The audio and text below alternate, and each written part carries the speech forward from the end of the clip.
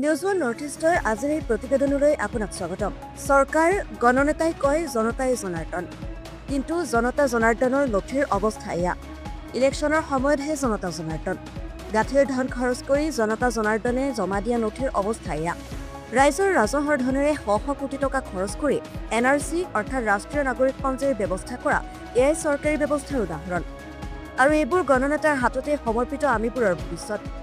নগাঁৱৰ ৰাইডঙীয়া শনিবাৰে নিশা NRCৰ নথি উদ্ধাৰক লৈ জিলাখনত সৃষ্টি হৈছে তীব্ৰ চাঞ্চল্য। NRCৰ নথি উদ্ধাৰক লৈ চাঞ্চল্য অব্যাহত থকাৰ মাজতেই জিলায়ুক্তই স্পষ্ট কৰিলে এই নথি উদ্ধাৰ ঘটনা যি নথি পত্ৰ উদ্ধাৰ কৰা হৈছে সেই NRCৰ নথি পত্ৰবোৰ আছিলে NRCত নিজৰ নাম অন্তৰ্ভুক্ত কৰাৰ আগতে এজন ব্যক্তিয়ে যোনখন ফৰ্ম ফিল আপ কৰিব লাগে সেই ফৰ্মখিনিৰ গোটেই তথ্য লৈ তাক ডিজিটাইজ কৰা হয় আৰু সেই ডিজিটাইজ কৰি ইতিমধ্যে তেওঁলোকৰ নাম অন্তৰ্ভুক্ত NRCত হৈ গৈছে বা হোৱা নাই।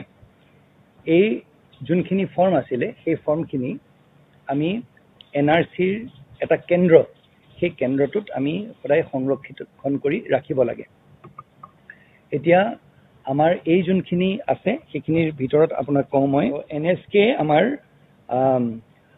আলিটিঙনিৰ আমাৰ Jamuguri GP office east part 0631, তাৰপিছত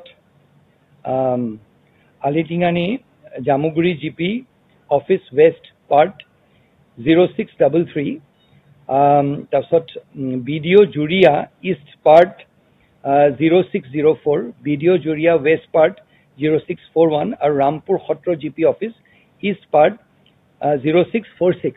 এইকেইটা অঞ্চলৰ আমাৰ যোনখিনি হেৰি আছিলে NRCৰ যোনখিনি ডকুমেণ্ট আছিলে ডিষ্ট্ৰিক্ট প্ৰজেক্ট ছুপাৰভাইজাৰ এজন থাকে আৰু ডিষ্ট্ৰিক্ট প্ৰজেক্ট ছুপাৰভাইজাৰ আমাৰ NRC যোনটো সেৱা কেন্দ্ৰ আছিলে সেই সেৱা কেন্দ্ৰটো আমাৰ এটা এই চিঠিখনৰ মতে আমাৰ 2022 ধিং চাৰ্কল অফিচাৰে দিছে 4 ফেব্ৰুৱাৰীত। এই বুলি কৈছে যে with reference to the subject cited above I have the honour to inform you that so many numbers of NRC documents have been shifted from Hoti Radhika Girls High Secondary School, Girls High School to Botodova PHC. তাৰমানে এই গোটেইখিনি Hoti Radhika High Schoolত সংৰক্ষণ কৰা হৈছে, কৰি ৰখা হৈছিলে।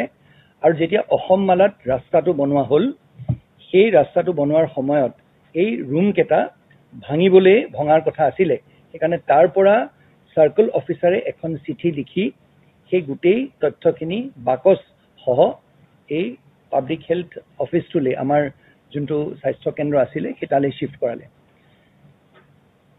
2019ত এই কাগজখিনি সংৰক্ষণ কৰিবলৈ ৰখা হৈছিলে, 2022ত এটা নতুন জেগালৈ থাকিবলৈ আৰম্ভ কৰিলে। তাত আমি এতিয়া ধানৰ কিছুমান পুৰা ধানৰ বা পোৱালৰ কিছুমান তেনেকুৱা ৰৈ যোৱা অংশও পাইছোঁ।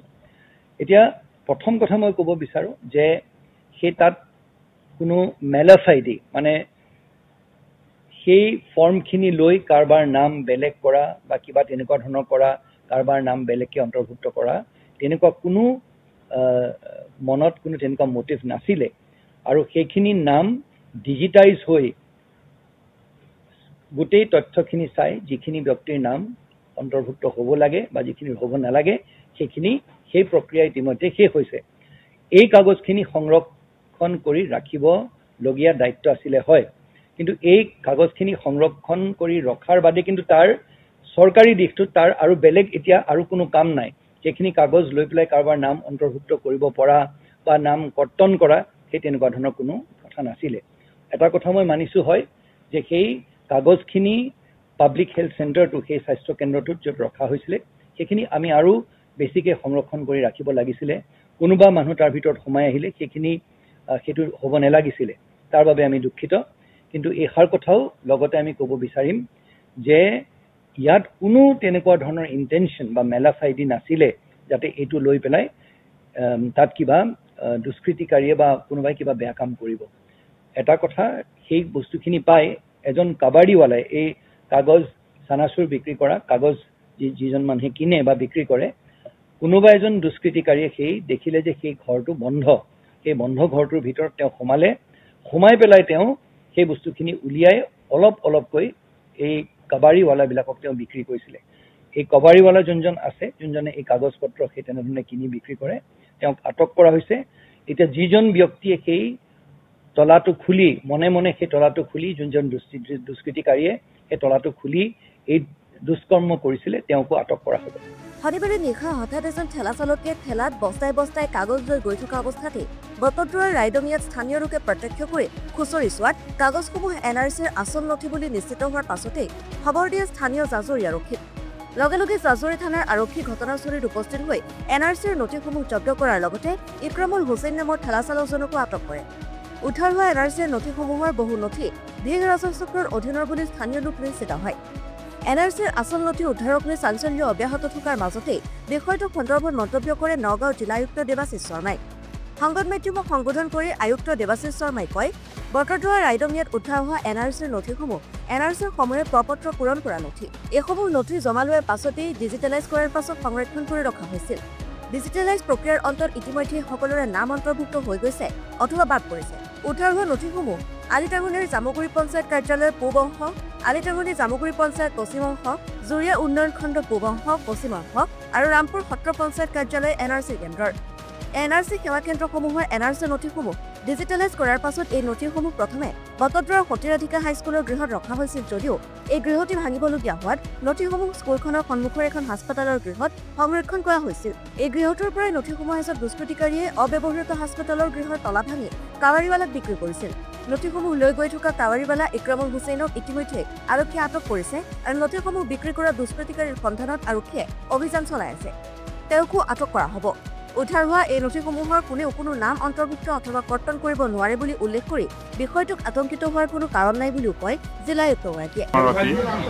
তেওঁৰ পৰা দেখিলোঁ মানে কি কিছুমান NRC অৰিজিনেল ডকুমেণ্টছ আছে আৰু তেখেতৰ নাম ইক্ৰামুল হুছেইন বুলি কৈছে। আমি কিমান যথাসংখ্যক নাজানো বাৰু, কিন্তু ইক্ৰামুল হুছেইন বুলি কৈছে। কিন্তু যিমানখিনি আমি ডকুমেণ্টছ পাইছোঁ তাত জেৰক্স নাই, চব অৰিজিনেল ডকুমেণ্টছ।